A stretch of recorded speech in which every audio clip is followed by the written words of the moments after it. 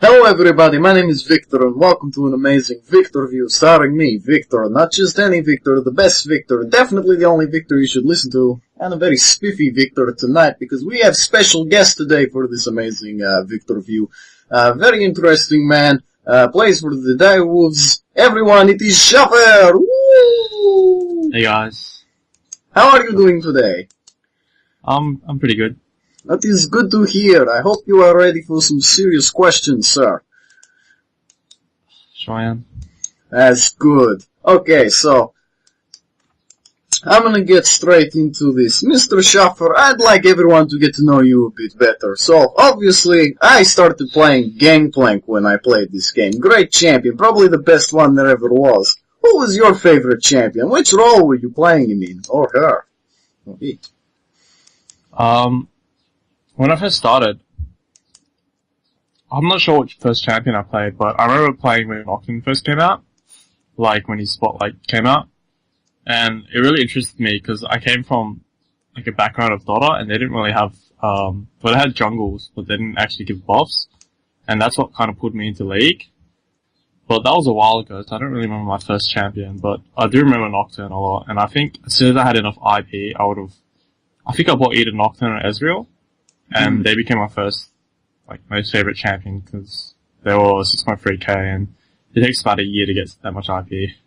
Yeah, interesting. So, starting with Nocturne and Jungle, of course, what eventually drew you into the bot lane? The bot lane, well, I like the idea of kind of shouldering responsibility of carrying a game. So that kind of drew me into kind of like a mid lane carry role and a AD carry kind of role. I like AD carry because it required nurturing from like another player, so you kind of it feels like you have to wait until you blossom until you are required to carry the game. And being a support is like carrying the game through short calls, and it's also like being the backbone of the team. So in a way, it's also shouldering responsibility of carrying a game. And I realize now that being a support is something that's normally taken for granted, and after playing it for a few weeks, I realize it's a lot of underappreciated work.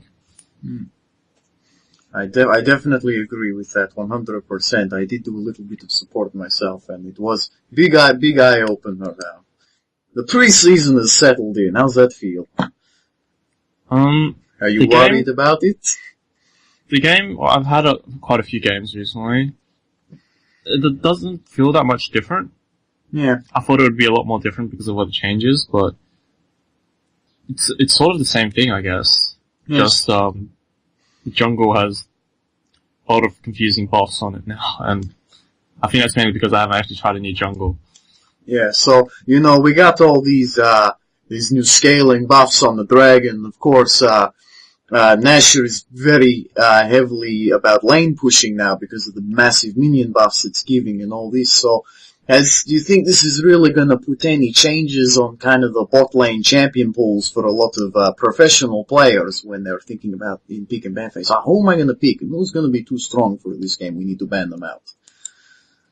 Yeah, well, Nashor and Dragon, they've become, well, specifically Dragon, they've become exponentially more important.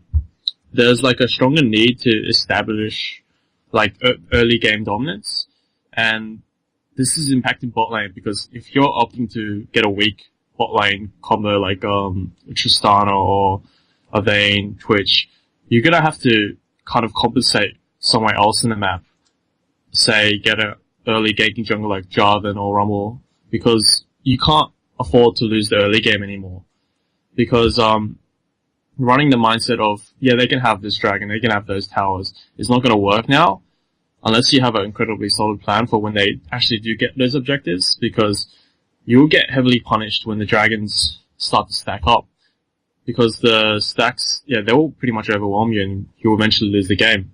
The Nashor is a bit less impactful than the 5th dragon, obviously, because that's 5 objectives compared to 1 major objective. But the Nashor adds a lot of pushing powers, and minions are actually quite a threat now when you have Nashor, so I guess you have to be more mindful with your picks in bot lane. you can't really pick what's your like your best champions all the time. You got to kind of pick more smarter picks now that fit the team comp, and generally smarter picks now. Yeah. Yeah. Okay. So you mentioned the early game weaknesses of bot lane. They're going to be a little bit less effective now. So does that mean we're going to see a lot less of the hypercarry meta that we've just been in for such a long time, with Tristana and Kog'Maw being very strong, and obviously the Korean players have been doing a lot of Twitch, especially during the world stage. So are we going to be seeing less of those champions now, and more champions like, say, Lucian and Corki, who have very good mid to early game pressure?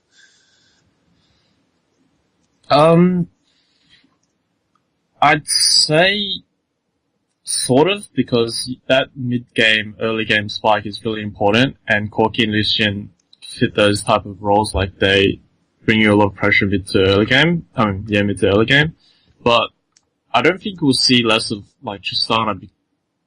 The only reason we may see less of her is because teams are much more preferring the luxury of, teams much more value the early game instead of the luxury of falling to a safety net late game. Well, like, champions like Kog'Maw, who have, like, a strong mid-game spike with, like, Trinity Force, will probably see more play, because those champions actually transition into late game quite well. And I think Twitch does that also, because he has pretty decent fighting mid-game once he has his Yomus and Blade. So I'd see more of Twitch and Kog'Maw, I think. And, I can't really say less of Tristana, because once she gets a few kills in the mid-game, she just gets going and there's no way to stop her. Yeah. And it's always appropriate, once again, to kind of go a Twitch vein early game and compensate it with a stronger early game elsewhere on the map. As long as you're prepared to possibly lose a few dragon stacks early. Okay. That's very good. That's very good. So, do you believe, in your honest opinion, that this is the season for the infamous Urgot? I don't know many Urgot players. My current AD carry, best AD, he actually likes Urgot. I think he told me that the only problem with Urgot was that his mana regen in lane. And you have to be really cautious about spending all his mana on Q and when to harass and stuff. Also see problems, like the same problem you have with Kog'Maw, Jinx and stuff, where he doesn't really have a solid escape. So once you get to a point in the game where you need to be alive to do the most damage, you kind of don't feel that. Assassins, there are a lot of assassins in this meta, and I'm not sure how Urgot will deal with assassins. I know that Urgot sometimes gets Frozen Heart and stuff like that. And in those circumstances, like, does Urgot outdamage other AD carries? I'm not really sure, because I haven't really seen many Urgots, but... Or we could see Urgot, I guess, but he's always been kind of a sub-par AD carry, I suppose. Like, he's always been there, he hasn't really changed that much. So you're saying it really comes down to whether or not he can handle the assassins, and his mana regen is just too much of an abysmal state at the moment for him to really get anywhere. The last question, Mr. Chuffer, I have for you tonight is, I assume that you've read the changes that are coming to the competitive format here in Oceania. Now, Challenger players have the opportunity to join the Pro Leagues, and the Open Tournament players have the opportunity to get in the Challenger Leagues. So obviously, I have to ask you, are you ready for Viktor's team to come and stomp you out this season? That is kind of scary. Think about that. Jokes aside, I think it's pretty good for our competitive scene. I like that, it's fair on, like, all echelons of the community. You have the open league for, like, everyone who wants to compete, despite the ranking. And then you have the challengers, who are kind of the elite ones, who aren't really in the pro scenes yet. And, I'm in the pro scene right now, it's just filled with challengers, so, yeah, it's gonna be interesting. I do like the Open League as well, though. It reminds me of OCE Weekly. I think a few of them are actually OCE Weekly, but it has right influences as well. And it caters to exactly what those tournaments needed. And that is, exposure and restrictions on pro players being able to continually dominate every week. And that would just like detract a lot of people from joining in. And obviously there isn't a restriction for pro players, but I think they'd rather compete in Challenger League. That's fine. Okay. That's very, very good to hear. Thank you very much, Mr. Chuffer. Was there anything else you wanted to say before we end up the interview today? I didn't touch my hair once. You didn't touch your hair once. That's Yes. good. You touched it too much before the show. No, I did not. No one needs to know that. Okay. Thank you everybody for watching. This was an amazing ViktorView starring me, Viktor. That's right. Your host, Viktor, the best Viktor, the only Viktor, a very spiffy Viktor, and definitely the only Viktor you should be listening to. And today my guest was Mr. Chuffer. Mr. Chuffer, please give everyone a fruitful goodbye. Goodbye guys. Thank you for watching. Have a nice day.